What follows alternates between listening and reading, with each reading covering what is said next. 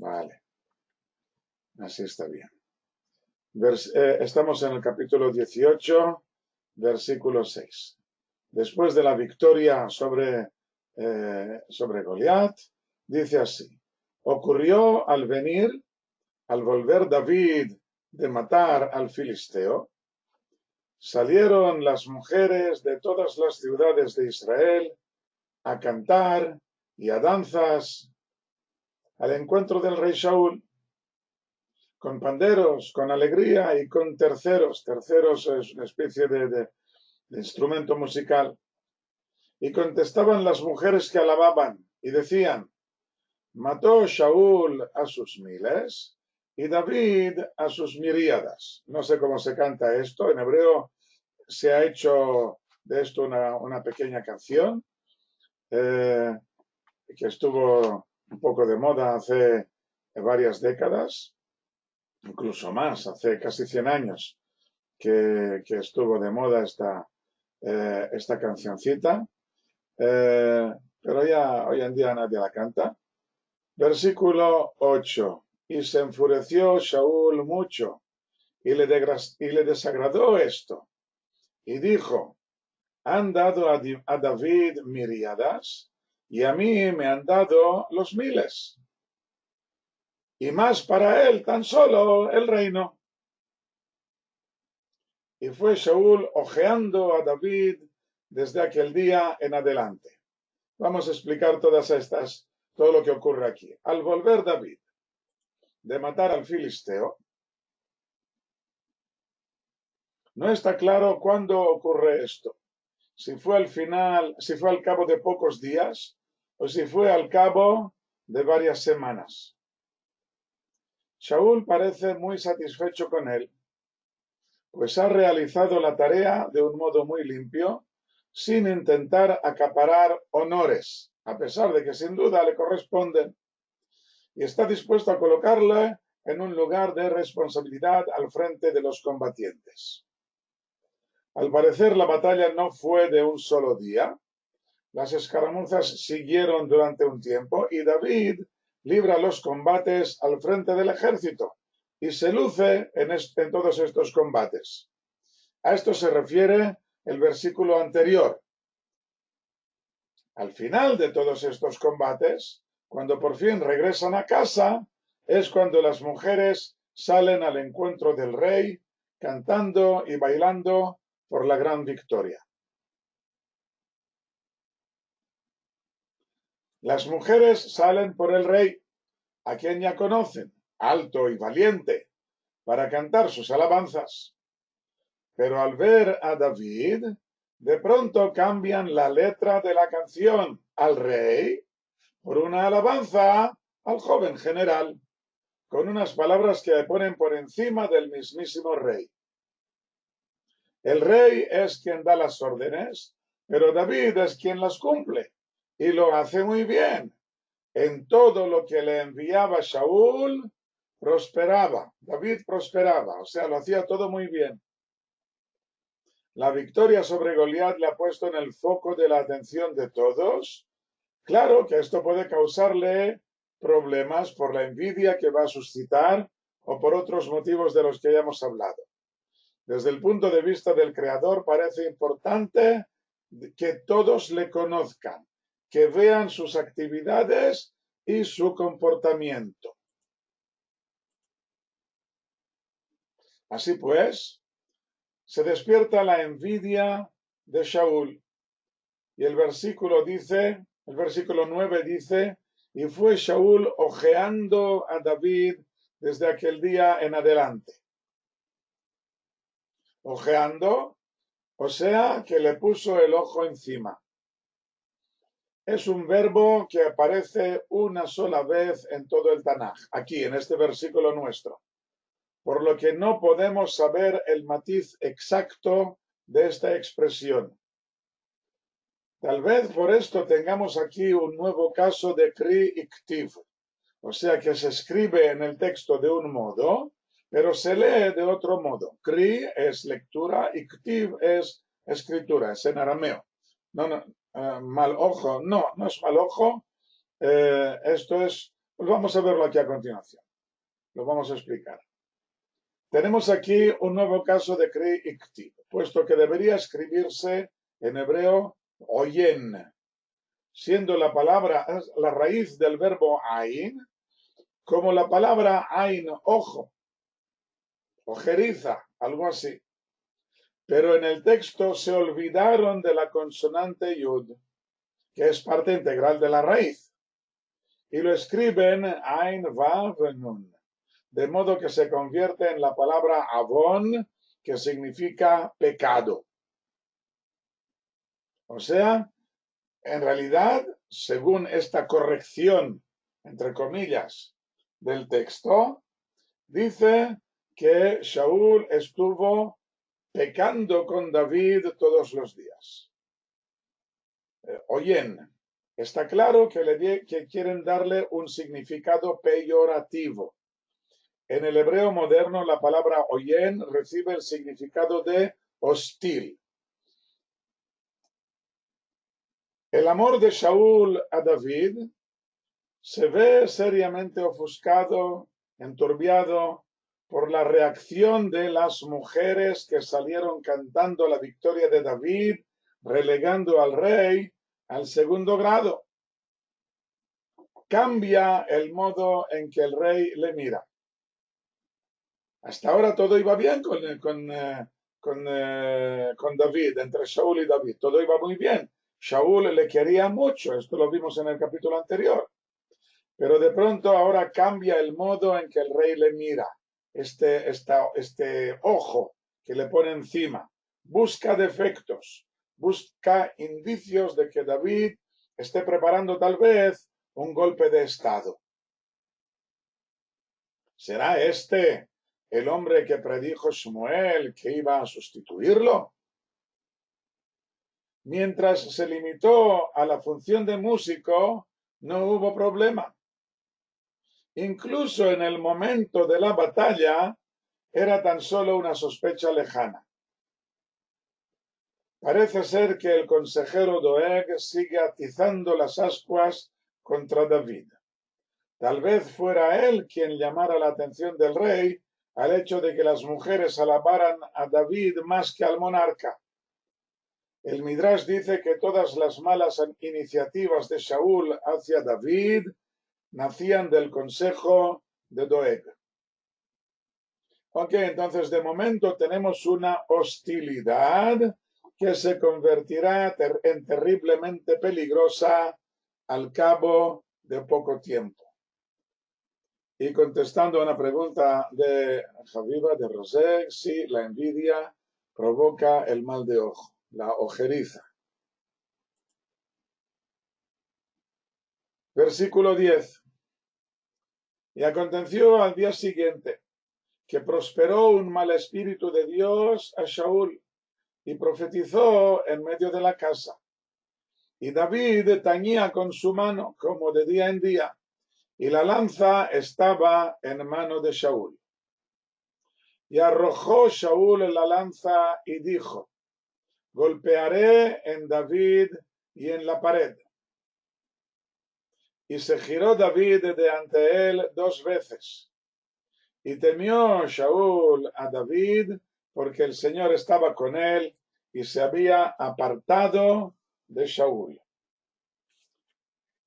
Y Shaul lo quitó de consigo y lo puso comandante de 1000, y salía y entraba delante del pueblo.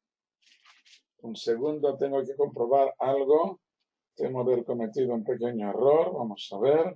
No, está bien. De acuerdo. Entonces, ¿qué ocurre aquí?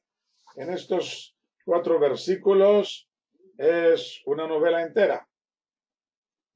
Aconteció al día siguiente, estaban tan tranquilos en casa, después de haber regresado de la campaña contra los filisteos, en que las muchachas habían alabado a David más de lo que habían alabado al rey.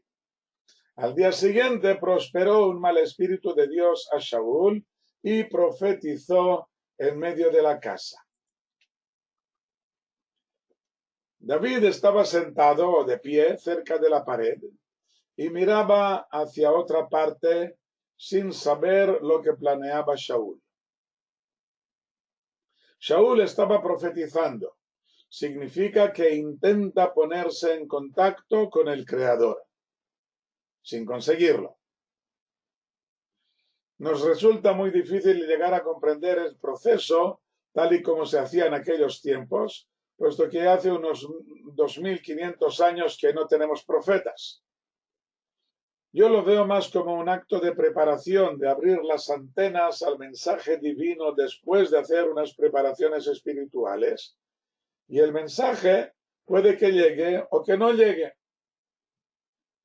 Y no le llegaba al rey Saúl. Y esto lo enloquecía. Y lo achacaba a David. Saúl ha hecho algunos errores, pero así se lo plantea. Estos errores no tenían por qué perderlo todo a causa de estos errores. No tiene por qué perder su trono a causa de esto. Si no fuera, porque hay una persona mejor que él, como le dijo el profeta Shmuel, y esta persona que es mejor que él está esperando que Shaul salga del escenario para que él pueda entrar. Y justo después de que Shmuel le dijera esto a Shaul, que hay una persona mejor que él, justo entonces llegó este joven David de la tribu de Yehuda. Seguro que él es el culpable de todo. Debería quitárselo de encima. Ahí estaba David tocando el arpa tranquilamente para tranquilizarle a Shaul, concentrado en su música, con los ojos cerrados. Shaul tenía la lanza en la mano y no tenía más que tirársela encima, atravesarlo de parte a parte y clavarlo en la pared. Pero justo cuando se preparaba para alzar la lanza, en este preciso momento David alzaba la vista y le miraba a los ojos y él no podía hacer nada. Y así 2 veces, como si estuviera adivinando sus intenciones, como si el Creador le estuviera avisando. Y esta posibilidad lo aterrorizaba. No podía hacerse responsable de un crimen injusto. Por lo tanto, esto es Midrash. Por lo tanto, debía buscar otro modo de eliminarlo. Pero esto es un Midrash, Miquel, esto es un Midrash que se ciñe mucho a lo que estamos leyendo. O sea, no nos añaden aquí mucho, no hacen más que poner un poco de trasfondo para que lo entendamos. Por lo tanto, Shaul debía buscar otro modo de eliminarlo. Lo convertiría en comandante de 1000 soldados, de los que estaban encargados de luchar con los filisteos, para que alguna flecha perdida en una lucha encarnecida encontrara su corazón, que los filisteos se encargaran de quitarlo de en medio. Así David dejó de ser el músico de Shaul para convertirse en un soldado profesional en el ejército de Shaul. Y salía y entraba ante el pueblo. Cada vez que salía a una escaramuza, todos se enteraban. Y cuando regresaban, todos se enteraban. Y se hizo famoso.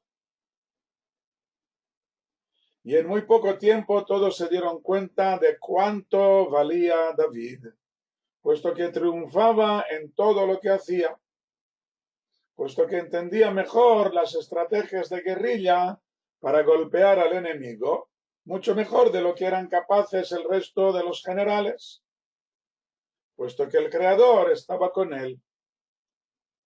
Y cuando Shaul veía esto, crecía su temor hacia él, al mismo ritmo que creía la admiración de todo Israel y de Judá por él, puesto que David luchaba por ellos.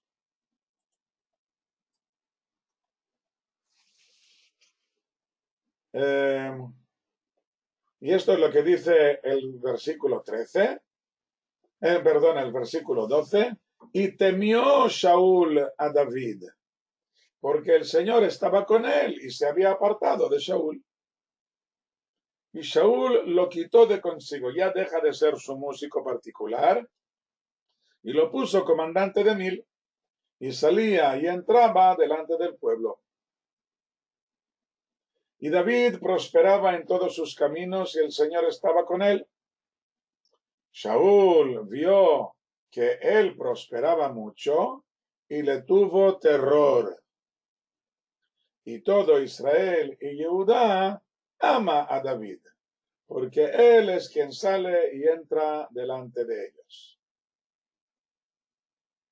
Entonces Shaul dijo a David: he aquí mi hija mayor, Merab, a ella te la daré por mujer, pero séme valiente y pelea las batallas del Señor.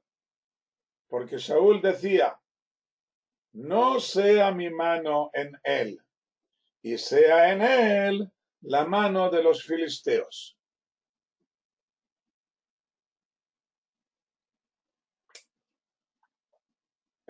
Francesc, lee de nuevo el versículo 17. No sea mi mano en él, y sea en él la mano de los filisteos. O sea, lo pone delante del enemigo para que el enemigo lo mate, no yo. He aquí mi hija mayor.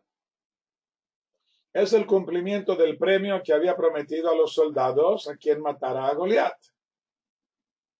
David lo había matado y debe darle la hija sin más. Pero no tiene por qué darle la mayor, Merab, sino que podría decirle que espere hasta que la mayor se case con otro novio y luego ya se casará con Michal, la hermana menor. Ah, pero el rey le hace un favor y le dice que podrá casarse con la mayor y así no tendrá que esperar.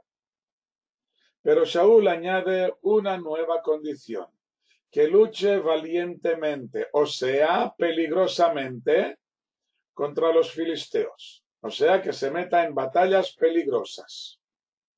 Esto es lo que significa valientemente. Tienes que ser valiente, no escudarte, sino dar el pecho. Y añade una palabra mágica, la que Shaul sabe que enciende a David, que no podrá pasarla por alto. Y le dice que son las batallas del Señor. No es porque David necesite esta explicación, ya la conoce. Israel tiene una misión a cumplir en el mundo y de momento, para poder cumplirla, no hay más remedio que establecerse en la tierra santa sin que los filisteos o los cananeos le entorpezcan. Es el trabajo menos agradable de quitar el mal para poder implantar el bien. David no necesita la excusa. La excusa es de Shaul, para que no tenga que matarlo él, sino que lo hagan los filisteos. Como dice a continuación: no sea mi mano en él, y sea en él la mano de los filisteos.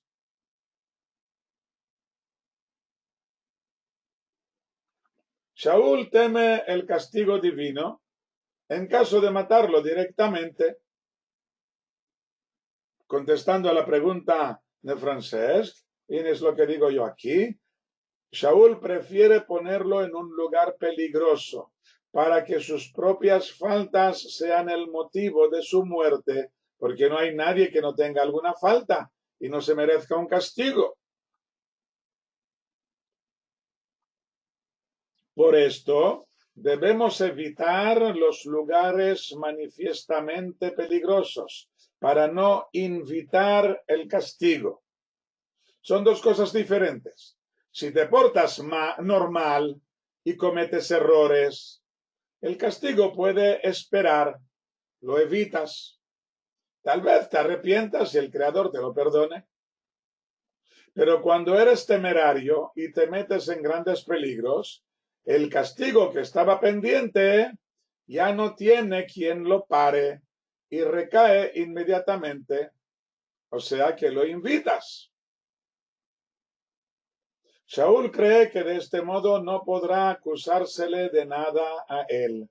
Todo sería culpa de David. Solo necesita una excusa para que David acepte los peligros.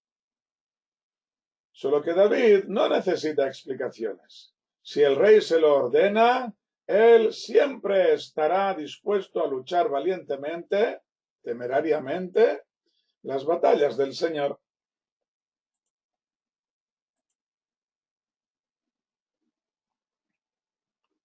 O sea que Shaul le ofrece su hija mayor. No tienes por qué esperar a la hija menor después de que se case la mayor. Puedes casarte ya directamente con la mayor. Versículo 18. Pero David respondió a Shaul: ¿quién soy yo? ¿O qué es mi vida? ¿O quién es la familia de mi padre en Israel para que yo sea yerno del rey?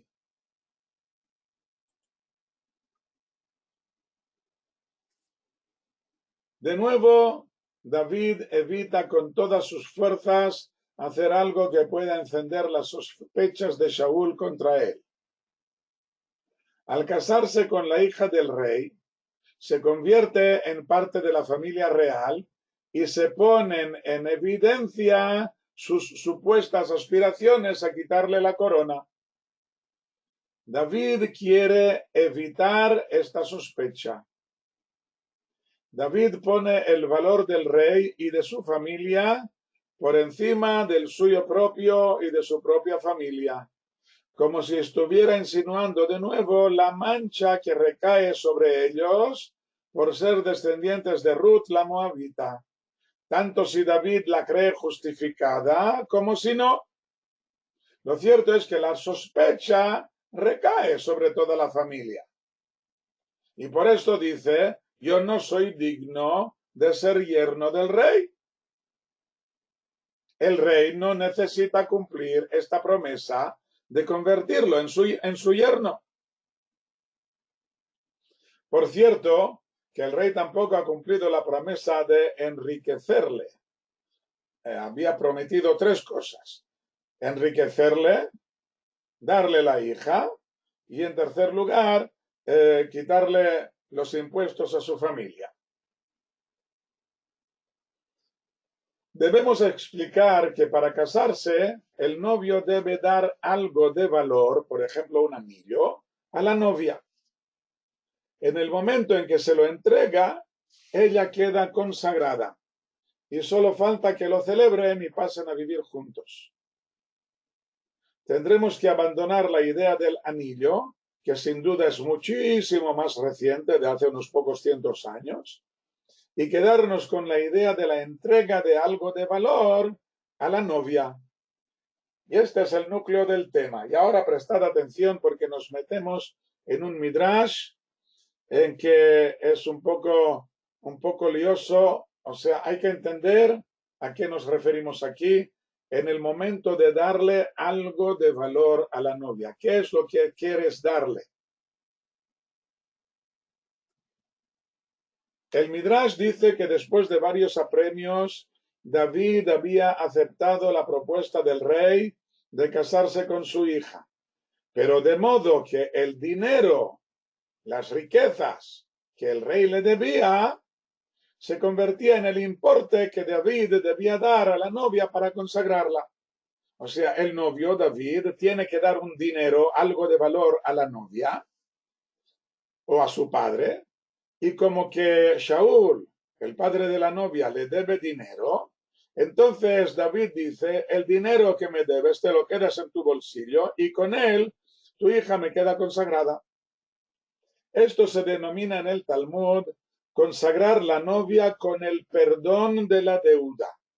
Tú me debes algo, una deuda, yo te perdono la deuda y es como si te estuviera dando este dinero y con esto eh, puedo consagrar a tu hija. Shaul le debe un dinero a David y David quiere darle un dinero al padre de la novia, que es el mismo Shaul, para consagrar a la novia.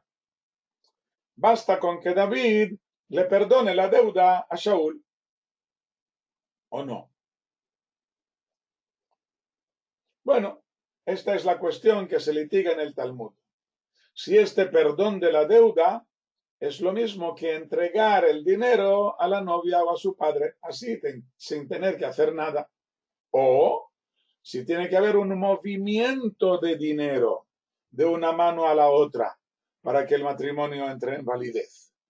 O sea, este es el dilema en el Talmud, que dice, si te perdono la deuda, esto es lo mismo que entregarte el dinero, y con esto puedo consagrar a la novia, o que debo tomar yo el dinero en la mano y entregarlo para que de este modo la novia quede consagrada. Podemos complicarlo un poco más hablando del placer de haberle perdonado la deuda. Porque cuando me perdonan una deuda, recibo dos cosas diferentes. Puede decirse que recibo el dinero, que se queda en mi bolsillo, y también recibo una alegría al no tener que devolverlo. En realidad, pregunta Miquel si había dinero, moneda en corriente. No estoy seguro, casi seguro que sí que había ya monedas. No solamente un peso en metal, sino que había ya monedas. Bueno, volvamos a lo nuestro. Al consagrar la novia, el novio tiene que darle algo que tenga valor. Tal vez no podamos decir que al perdonarle la deuda le haya dado dinero, puesto que ya lo tenía en el bolsillo. Pero sí le ha dado una alegría que podría traducirse en una valía pecuniaria del tiempo perdido en buscar el modo de pagar la deuda, etcétera, etcétera. No nos hemos metido de pleno en un tema, nos hemos metido de pleno en un tema talmúdico para intentar entender lo que está ocurriendo en las relaciones de Shaul con David y con su hija.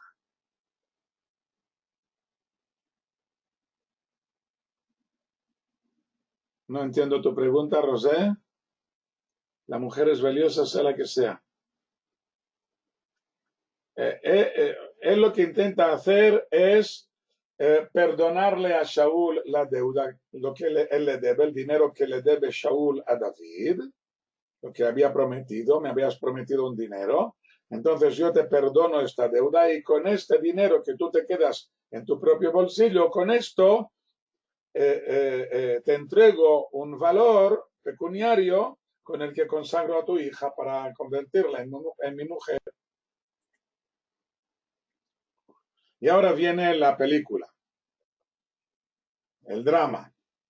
Y aconteció en el tiempo de dar a Merav bat Shaul a David, y ella fue dada a Adriel el Mejolatita por mujer. Recordemos que la boda judía consta de dos partes. La primera es la consagración, Kiddushin. Está claro que la mujer es valiosa, por supuesto que sí. La primera parte de la boda es la consagración Kiddushin, en que el novio entrega a la novia un objeto de valor y con esto se convierten en pareja legal. La segunda parte es cuando pasan a vivir juntos y es el matrimonio propiamente dicho, Nisuin en hebreo. Y podían pasar meses e incluso años entre la primera y la segunda parte, puesto que a veces se consagraba a la esposa siendo aún menor y se esperaba a consumar el matrimonio hasta que fuera mayor. Le daban normalmente 12 meses, un año entero, al novio y a la novia, para que el novio construyera la casa y construyera la mesa y las sillas y las camas, y para que la mujer, la novia, preparara el ajovar, preparara todo las prendas, la cosiera las sábanas y las toallas, etcétera, etcétera. Tenían para esto varios meses que concertaban de antemano. De momento ya eres mi mujer, pero aún no vivimos juntos. Nos encontraremos de nuevo al cabo de tantos meses. Hoy en día se hacen las dos partes juntas, unidas en una sola ceremonia. Acabamos de ver la discusión talmúdica. En caso de consagrar la novia, el Kiddushin, con el perdón de la deuda o con el placer del perdón. Así explican en el Talmud lo que ocurrió a David. Habían concretado con el rey que consagraba a su hija Merab como esposa de este modo, con el perdón de la deuda, con lo que la primera parte ya estaba hecha. Sí, en realidad es un cambio. Al fin y al cabo es un cambio, sí, tienes razón. Pero esto, lo que he hecho ha sido traducir lo que dice el Talmud. El Talmud dice perdón de la deuda. El perdón, no, te perdono la deuda que me estás, no entiendo por qué dices un cambio, no es un cambio. Bueno, tal vez. Sí, tienes razón. Es una especie de cambio, sí, tienes razón. Pero no, si es un cambio, entonces tal vez no quede suficientemente claro qué es lo que está ocurriendo aquí. Yo quiero que quede claro que al perdonarle la deuda, en realidad es como si le estuviera dando dinero. No es como si estuviera intercambiando el dinero por la mujer, no es esto. Hay que entregarle un dinero a la novia o al padre de la novia. Ok. Volvamos a lo que había empezado aquí. Habían concretado con el rey que consagraba a su hija Merab como esposa de este modo, con el perdón de la deuda. Y con esto la primera parte ya estaba hecha. Y concertaron el momento en que se llevaría a cabo la segunda parte del matrimonio en Isuín, en que pasarían a vivir juntos. Es el momento en que se hacen los 7 días del banquete nupcial. Y ahora imaginaos que llega el novio vestido de frac y con sombrero de copa, con un clavel blanco en el ojal, y llega al banquete de su propia boda, y se encuentra con la novia del brazo de otra persona, de otro novio, sentados ya a la mesa de honor. Podría armar un escándalo de órdago, pero el padre de la novia es el rey. El novio se da la vuelta y regresa a su piso de soltero sin abrir el pico, para llorar allí por la vergüenza, por la rabia, por el escándalo. Shaul le explica más temprano o más tarde que la primera parte de la boda, Kiddushin, en realidad no tenía ningún valor, puesto que en realidad no le había dado nada a la novia o a él como padre de ella. O sea que este cambio que dice Lupe, o este perdón de la deuda, en realidad no tenía valor alágico. Por lo tanto, no había tenido ningún problema en entregar a su hija a Adriel, el mejolatita. Bueno, que no le había avisado a David que no era él el novio, esto es un lapsus sin importancia. O sea que David no se casó con la hija mayor de Shaul. Shaul lo hace para que David le falte al respeto, que arme un escándalo y de este modo pueda acusarle de rebeldía o de lesa majestad. Pero no funciona. David no se ve digno de casarse con la hija del rey y no se ha sentido ofendido, o por lo menos no deja que esto le perturbe, de momento. En todo este proceso salta a la vista que no se tiene en cuenta la voluntad de la mujer, aunque sabemos que no se le puede obligar a que se case con una persona u otra. Seguramente estaba dispuesta a casarse con David, que es el nuevo héroe, no hay ningún problema, ¿por qué no? Pero luego la engañaron diciendo que el matrimonio no era factible a causa de la mácula de ser descendiente de Ruth la Moabita. Y por esto Merab aceptó casarse con Adriel ben Barzilai, se lo creyó a pies juntillas. ¿Por qué tendrían que engañarla? Adriel y Merab tendrán 5 hijos que muy pronto quedaron huérfanos y que sufrirán un trágico final. Esperemos con paciencia los acontecimientos. Las interpretaciones son muy duras, el texto es muy duro. O sea, no, aquí no hago más que explicar con un poco de colores lo que el texto ya lo dice de un modo muy, muy crudo. Veamos de nuevo. Y aconteció en el tiempo de dar a Merab bat Shaul a David, y ella fue dada a Adriel, el Bejolatita, por mujer. No he hecho más que ponerle un poco de colorido a esto. Versículo 20. Y amó Michal bat Shaul a David, y declararon a Shaul, y fue recto el asunto a sus ojos. Me parece muy bien, dice Shaul, que Michal ame a David. Pobre Merab, no sé, de momento estuvo bien con su marido, tuvieron 5 hijos, fueron felices durante este tiempo, así espero. Versículo 21. Y dijo Shaul, se la daré a Michal, a la hija pequeña, se la daré a David y será como un lazo, o sea, una trampa, y sea en él la mano de los filisteos. Y dijo Shaul a David, con 2 te casarás hoy conmigo. Veamos esto poco a poco. No hemos solucionado aún el tema del matrimonio de David con Merab. Si fue válido, como pensaron al principio, o no, como dijo el rey al final.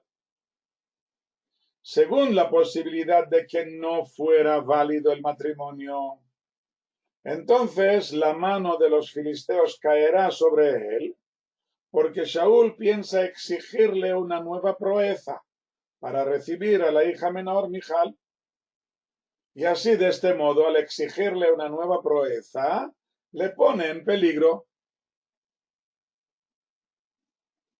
Según la segunda posibilidad, o sea, que el matrimonio sí que fue válido, el primer matrimonio fue válido, al estar casado legalmente con la primera, no puede casarse con la segunda, puesto que está prohibido casarse con 2 hermanas a la vez, aunque puede hacerse después de la muerte de la primera.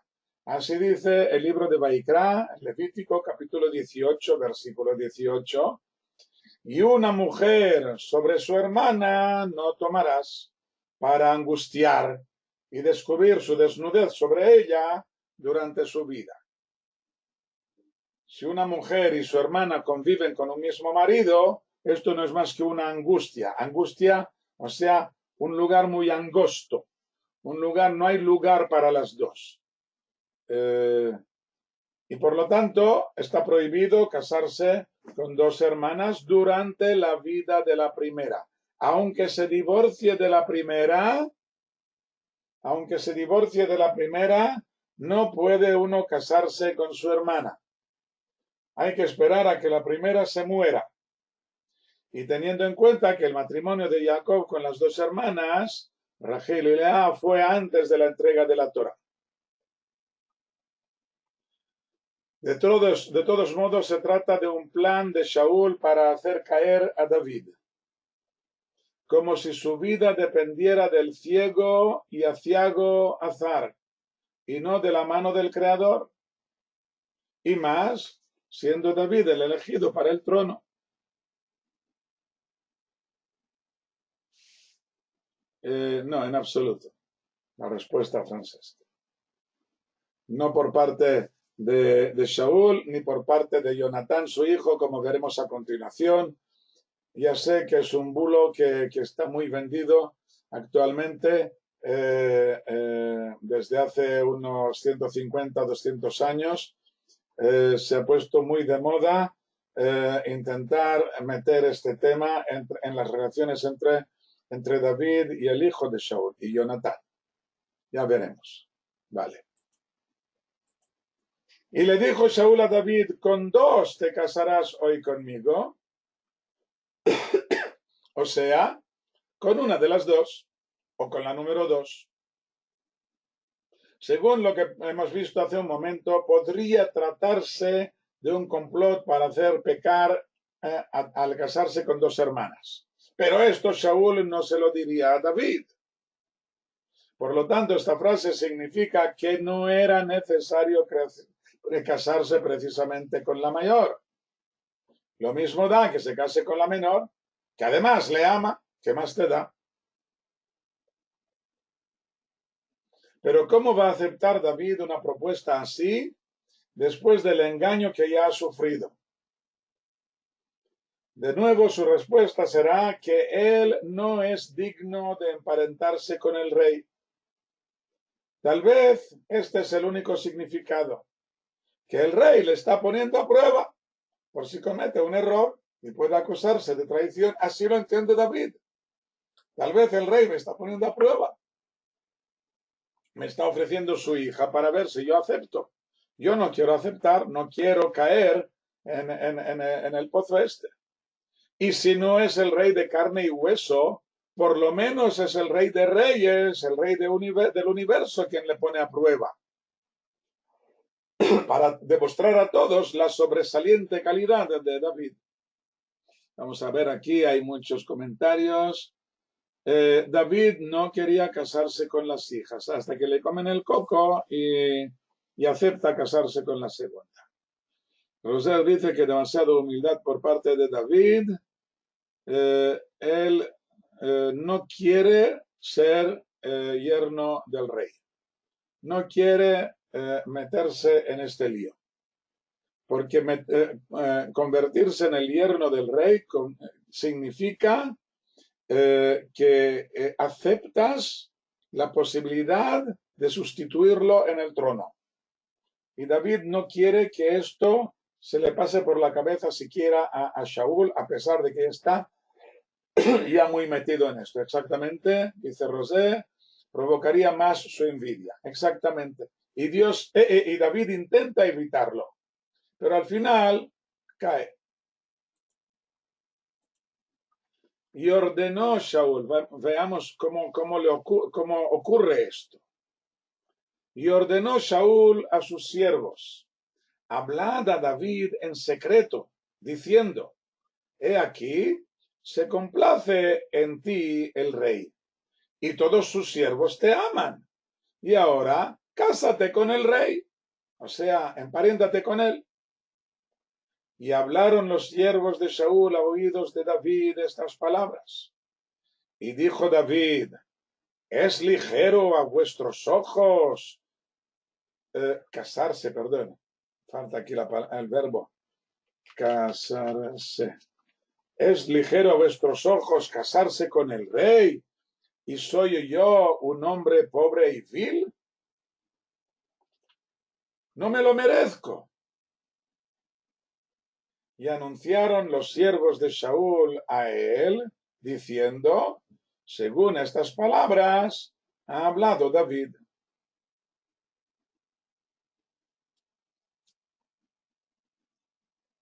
Versículo 25. Y dijo Shaul, así diréis a David, no desea el rey una dote, sino 100 prepucios de los filisteos para vengarse de los enemigos del rey. Y Shaul pensaba hacer caer a David en manos de los filisteos. Y relataron sus siervos a David estas palabras. Y agradó el asunto a David para casarse con el rey, y no se llenaron los días. se levantó David y fue él y sus hombres e hirió en los filisteos a 200 hombres. Y trajo David sus prepucios y se los llenó al rey para casarse con el rey. Y Shaul le dio su hija Mijal por mujer. Veamos esto de los 100 prepucios. Esta es la nueva condición para casarse con el rey, o sea, para convertirse en su yerno. Y ya es la tercera. La primera decía que quien matara al filisteo se casaría con su hija. Y David lo mató y dio las riquezas prometidas para que fueran el dinero que conformara el Kiddushin. Shaul se quedó con el dinero y su hija se casó con otro. La segunda condición decía que tendría que luchar con valentía y David lo hizo, pero no quiso aceptar la oferta de casamiento. Ahora la tercera. Hay que traer un trofeo cuyo valor pecuniario serviría como Kiddushin.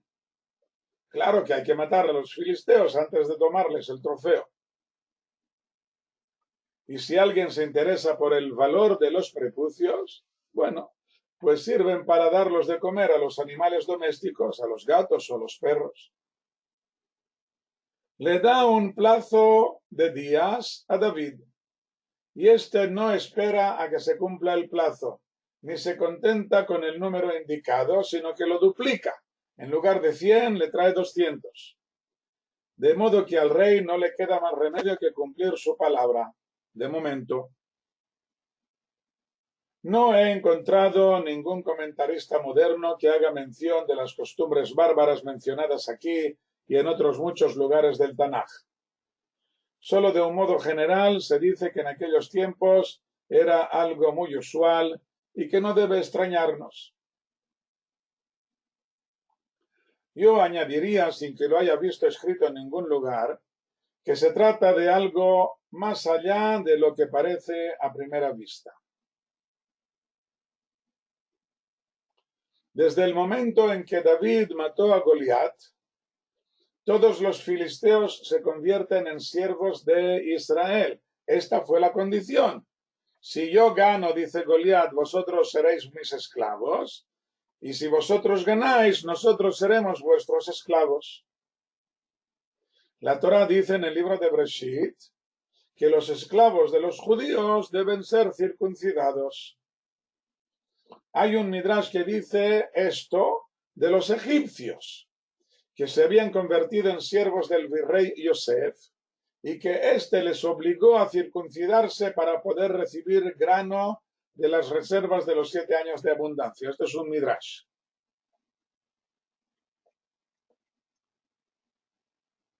Así pues, le dice Shaul a David que haga valer la condición de su victoria, exigiendo a los filisteos que cumplieran con esta alajá.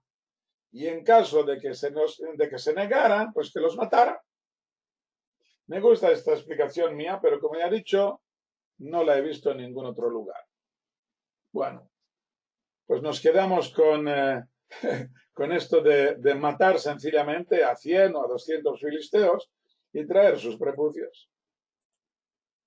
Y no se llenaron los días, dice al final del versículo 26. ¿Qué significa esta expresión? Es una expresión en hebreo que significa que se cumplieron los días del plazo que le había dado el rey.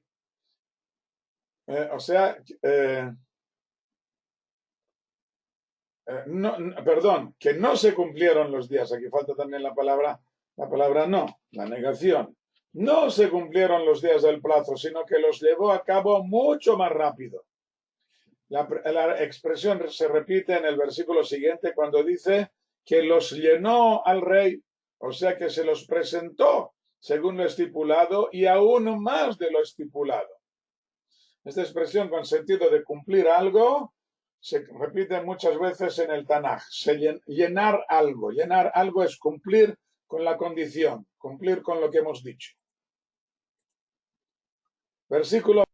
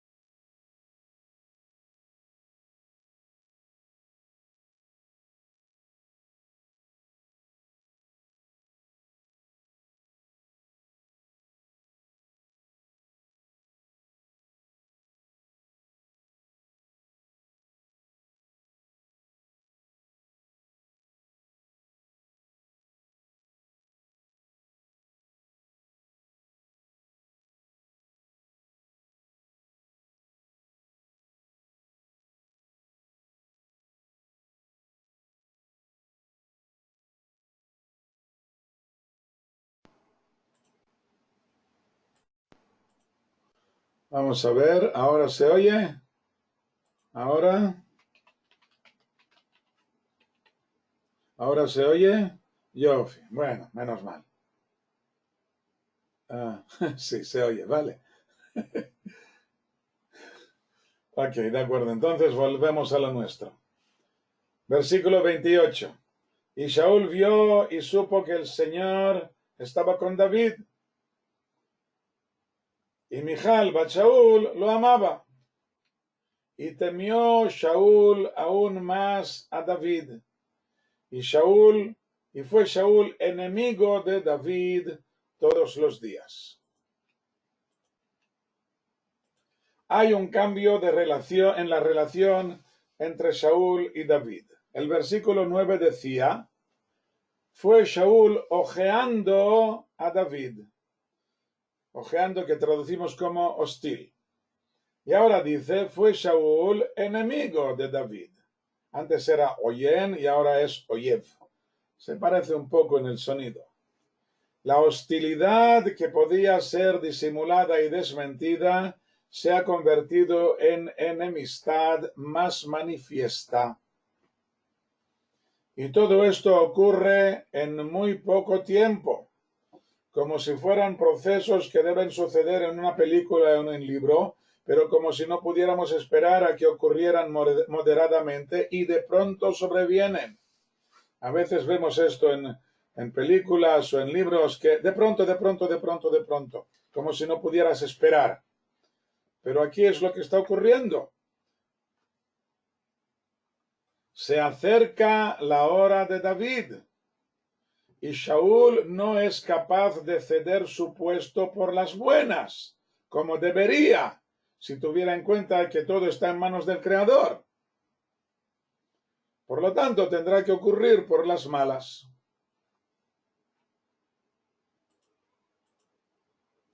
Versículo 30. Y salieron los jefes de los filisteos. Y sucedía, cada vez que salían, se comportaba con sabiduría David, más que todos los siervos de Shaul, y era muy estimado su nombre. Es una época de continuas escaramuzas fronterizas entre los filisteos y los hebreos. Los filisteos atacan o roban, ponen emboscadas.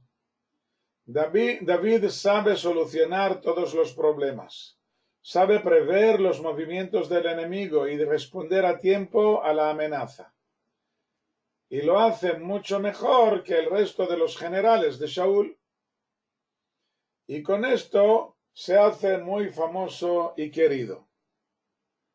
De nuevo, una gran victoria, de la que desconocemos los detalles, los números de soldados, las víctimas. Solo sabemos lo que nos interesa, que David triunfa y se hace más famoso. Vamos a ver qué me dice aquí Miquel. Los personajes, teniendo tan presente al Señor, obrarán cosas malas con escasos escrúpulos. Bueno, pues exactamente porque son humanos. Cuanto más clara está la presencia del Creador, el mal instinto tiene que ser compensado esto por algo en contra, para que tenga siempre la balanza equilibrada. Israel no pudo, claro que sí pudieron, pero esto tomó muchos años.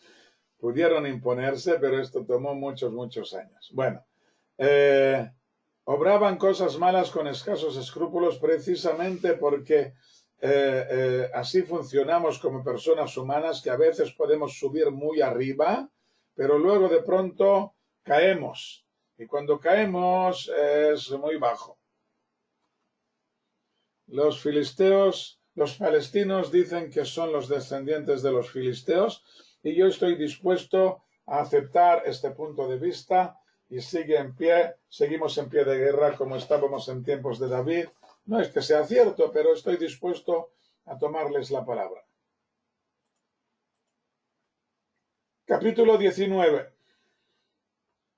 Y habló Shaul a su hijo Jonatán, y a todos sus siervos que mataran a David.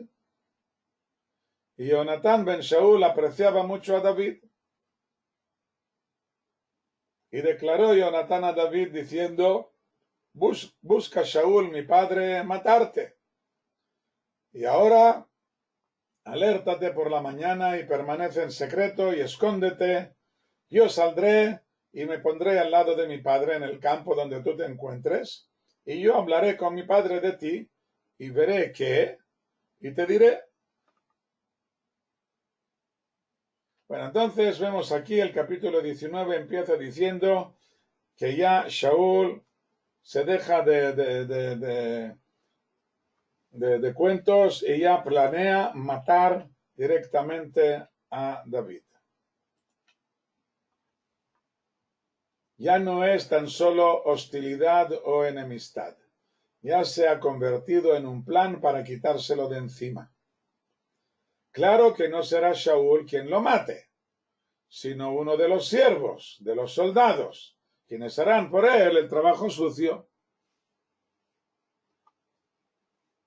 Y de este modo, así piensa, no recaerá la culpa sobre el rey. La verdad es que tiene razón.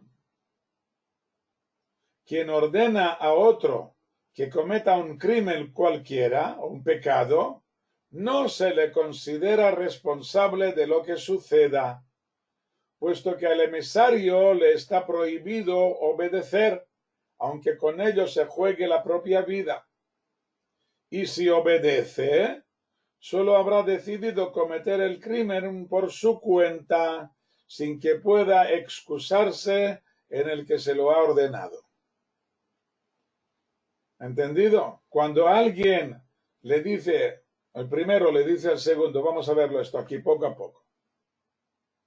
Por supuesto que el instigador comete un pecado y muy grave. Pongamos que Reubén le dice a Shimón que mate a Leví. Así acostumbramos a poner ejemplos con los nombres de los hijos de Jacob de mayor a menor. Entonces supongamos que Reubén le dice a Shimón que mate a Leví. Si Shimón mata a Leví, será considerado asesino y reo de muerte. Él es el asesino. Pero esto no exculpa a Reubén de toda culpa, por supuesto, pero será otra culpa, la de instigador. Así ocurrió en el cuento de Adán y Eva con la serpiente. La víbora instigó a Javá y ésta a Adán a comer del fruto prohibido. Tanto Adán como Javá son juzgados y castigados por haber transgredido, sin que pudieran excusarse diciendo, bueno, en realidad lo dijeron, pero no les valió, que la víbora les había instigado. En el juicio se escucharon sus balbuceos de excusa, que tal vez mitigaron un poco la pena. Al instigador no se le da la oportunidad de excusarse, a pesar de que pueda dar muy buena excusa. El amo y el siervo, ¿a quién se debe obedecer?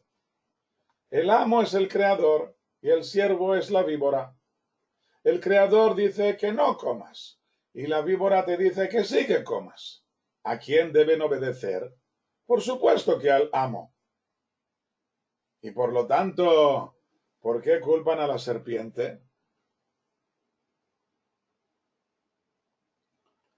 Pero no le damos la oportunidad de excusarse, sino que castigamos al instigador como tal.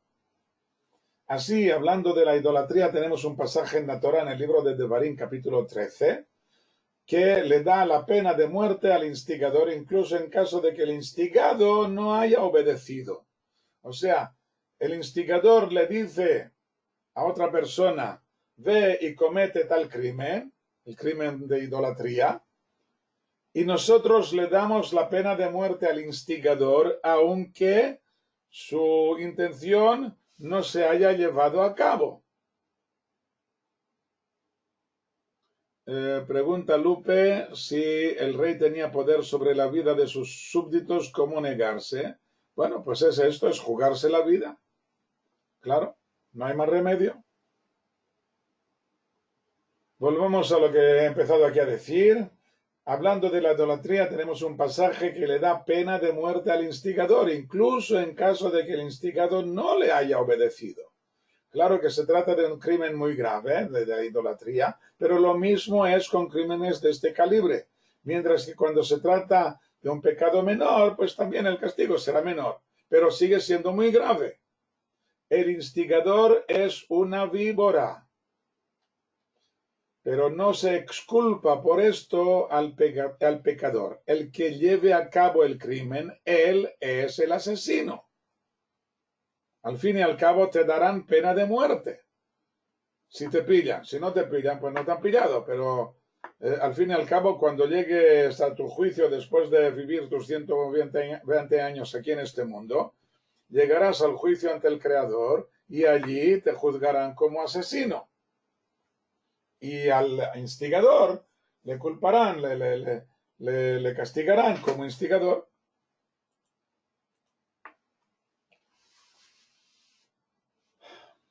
Versículo 2. Y declaró Jonatán a David, diciendo, busca Shaul, mi padre, matarte. Bueno, creo que esto ya lo vamos a ver en la próxima clase porque se nos ha acabado el tiempo y no tengo tiempo aquí ahora para desarrollar todo el diálogo y todo lo que ocurre aquí a continuación. Se puede matar con palabras y con falsos rumores, por supuesto que sí. Los usos y las costumbres de hace no, es de hace 3000 años, no 2500. 2500 es poco. Todo esto, esta historia es de hace 3000 años, casi justos. Muy bien. Bueno, pues terminamos aquí la clase de hoy y seguiremos, si Dios quiere, la semana que viene con la ayuda que le presta Jonatán a David. Hasta aquí la clase de hoy. Buenas noches y hasta la próxima. Shalom, shalom.